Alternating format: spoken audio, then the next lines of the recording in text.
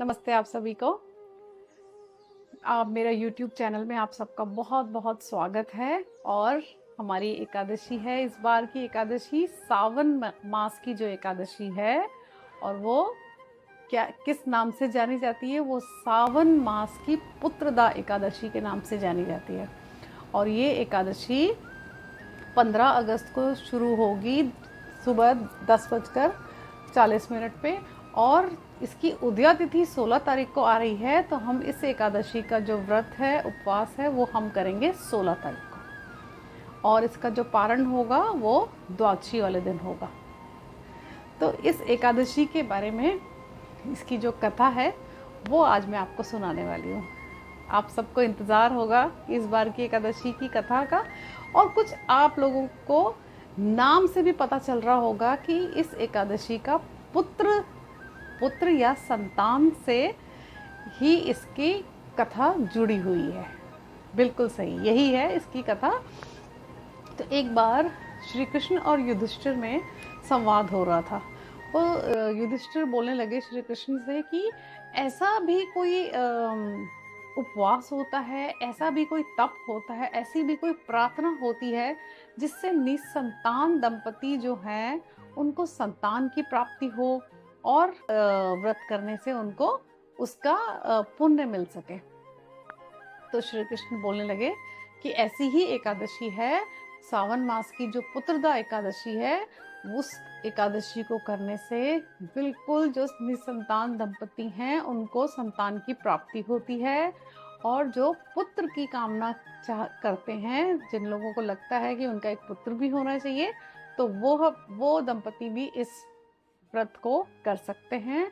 और उनको ऐसा करने से विष्णु जी की कृपा से संतान की प्राप्ति जरूर होती है। तो अब श्री कृष्ण वो युधिष्ठिर को वो कथा सुनाते हैं। तो वही कथा मैं आप लोगों को सुनाऊंगी। तो एक बार जो भद्रावती नगर में एक समय की बात है, वहाँ पर एक राजा हुआ करते थे जिनका नाम था सुकेतुमान। और वो बहुत ही अच्छे राजा थे, उनकी प्रजा में सब बहुत उनसे खुश थे। उनकी पत्नी का नाम था शव्या। सब कुछ अच्छा चल रहा था उनके आसपास, उनके दरबार में, उनके परिवार में सब अच्छा था। बस एक ही कमी थी, उनके कोई संतान नहीं थी।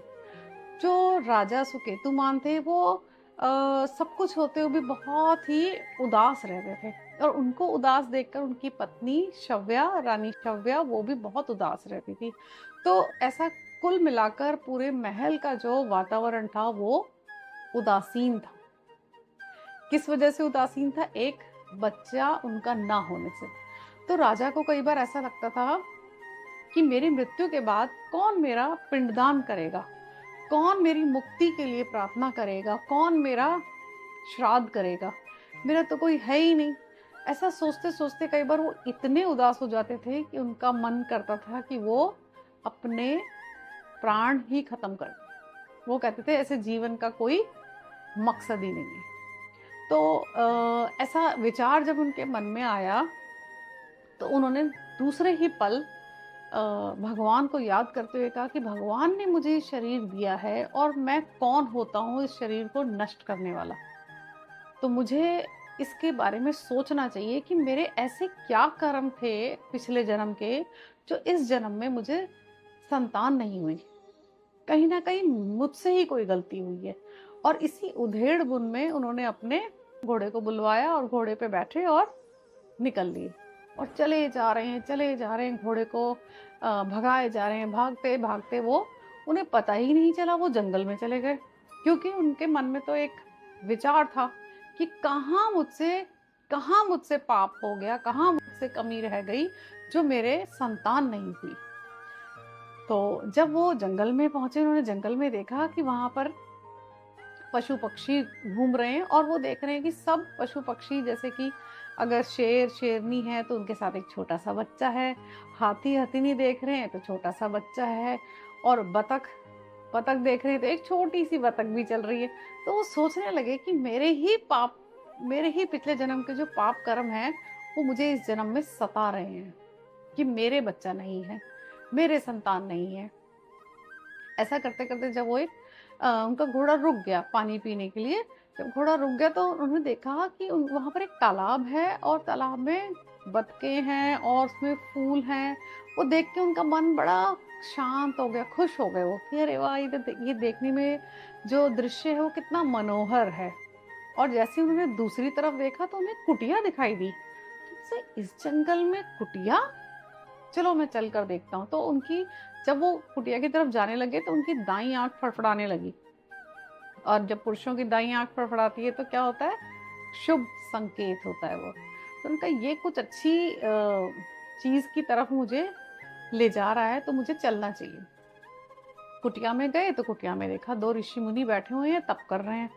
और जैसे ही उनको ऋषि मुनि को लगा कि कोई उनकी कुटिया में आया है तो उन्होंने पूछा कि भाई आप कौन और किस कारण से आप हमारी कुटिया में आए हैं? तो राजा ने बताया कि भाई मैं उस नगरी से हूँ, मेरा नाम सुकेतुमान है और मैं यहाँ से जा रहा था तो मुझे आपकी कुटिया दिखाई दी तो मैंने सोचा कि चलो आप लोगों को प्रणाम करता हूँ। तो उन्होंने बोला राजन, प्रणाम तो ठीक है, प्रणाम तो हम ले लेते हैं, लेकिन कुछ चिंता भी है, किसी कारणवश आप यहाँ आए हो। तो ऋषि की ऐसी बात सुनकर राजा बोलने लगे कि चिंता तो है कि मुनिवर सब कुछ अच्छा है मेरे आसपास, मेरी रानी बहुत अच्छी है, परिवार बहुत अच्छा है, मेरा राज दरबार बहुत अच्छा है, मेरी प्रजा सब अच्छी है, लेकिन मुझे ऐसा लगता है कि मैंने पिछले जन्म में बहुत पाप किए हैं। ऐसा तुम्हें ऐसा क्यों लगता है? बोले मेरी कोई संतान नहीं है, मेरे वंश के लिए कोई भी नहीं है। तो बोलने लगे कि ऋषि मुनि बोलने लगे कि ऐसा तो नहीं दिख रहा है, तो कोई आप उपाय बता दो। तो उन्होंने बोला कि हम भी किसी वजह से इस यहाँ पर कुटिया में रुके हुए हैं, क्योंकि अब से 5 दिन बाद सावन की एकादशी आने वाली है जो कि पुत्रदा एकादशी है।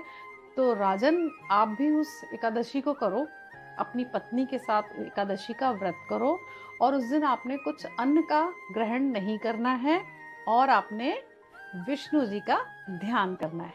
तो विष्णु जी का ध्यान जब आप करोगे उसमें आप विष्णु जी से प्रार्थना करना कि वो आपको पुत्र रत्न की प्राप्ति करे।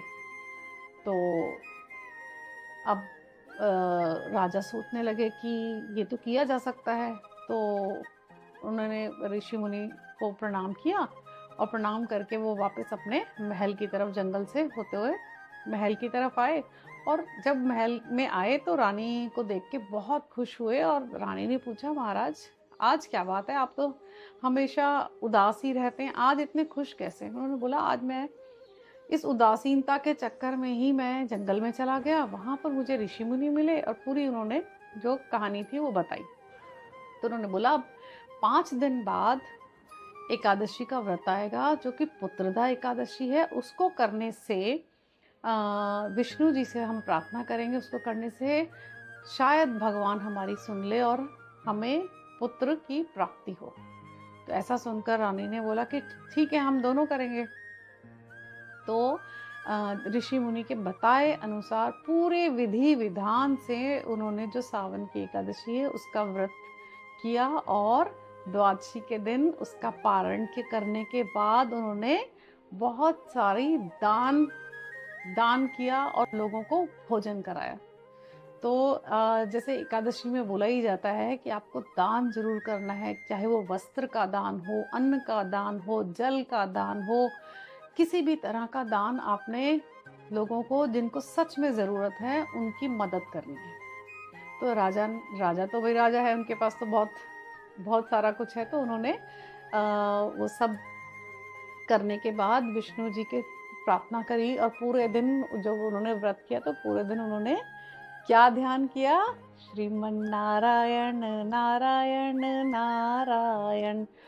और ऐसा करने से जब विधि पूर्वक उन्होंने व्रत किया तो उसके कुछ समय पश्चात रानी गर्भवती हो गई और पूरा समय होने के बाद यानी 9 महीने के बाद उनके घर में पुत्र की प्राप्ति हुई। और इससे राजा रानी बहुत खुश हुए और उन्होंने अपनी पूरी प्रजा को इसके बारे में बताया और इसकी महिमा का बताया, एकादशी की महिमा का गुणगान किया, बताया कि अगर आप कुछ चाहते हो तो आप एकादशी का व्रत कीजिए और उससे विष्णु जी से प्रार्थना कीजिए, और विष्णु जी बहुत भोले हैं, वो सबकी सुन लेते हैं। तो आप सभी से भी मेरी प्रार्थना है, जो भी दंपति अपने संतान की प्राप्ति की कोशिश कर रहे हैं, कामना कर रहे हैं, तो वो ज़रूर इस व्रत को करें और भगवान उनकी कृपा, भगवान उन पे कृपा बरसाएंगे अपनी, ये मेरा वादा है।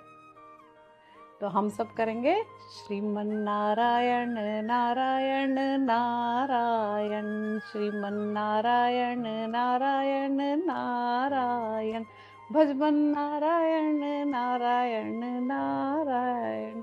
और वीडियो को क्या करना है, सबने लाइक शेयर और सब्सक्राइब। ओम श्री विष्णु देवाय नमः।